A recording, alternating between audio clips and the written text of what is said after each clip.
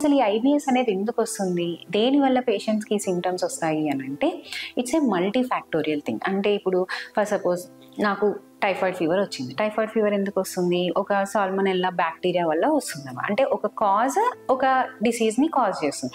కానీ ఐబిఎస్ అనే దానికి ఒక్కటే రీజన్ అనేది ఉండదు. ఇట్స్ ఏ మల్టిపుల్ ఫ్యాక్టర్స్ ఉంటాయి. అంటే మల్టీ ఫ్యాక్టోరియల్ థింగ్ అంటాం. అంటే ఏంటి, పేషెంట్కి కొన్ని ఫుడ్స్ పడవు, ఆ ఫుడ్ ఇంటాలరెన్సెస్, లేకపోతే ఫుడ్లో ఉండే ఇన్ఫెక్షన్స్ ఏమైనా రావడం వల్ల కానీ, లేకపోతే ఏదైనా ఎక్కువగా యాంటీబయాటిక్స్ యూజ్ చేయడం వల్ల.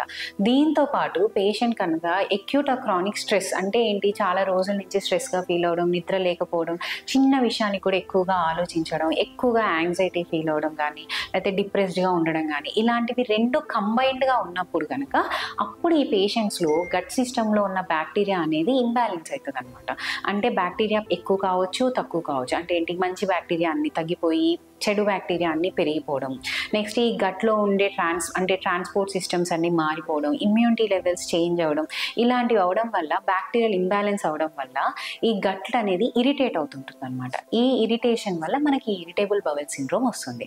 సో ఇది మనకి ఎందుకు వస్తుంది అనేది ఎందుకు ఇంపార్టెంట్ అంటే, ఏదో ఒక్క ఫ్యాక్టర్ని కనుక మనం ట్రీట్ చేస్తే ఈ ఐబిఎస్ అనేది తగ్గిపోదు. సో మనకి ఇన్ని ఫ్యాక్టర్స్ ఇన్వాల్వ్ అయి ఉన్నాయి కాబట్టి మనకు అన్ని ఫ్యాక్టర్స్ మీద కూడా మనం ఫోకస్ చేయాల్సి ఉంటుంది.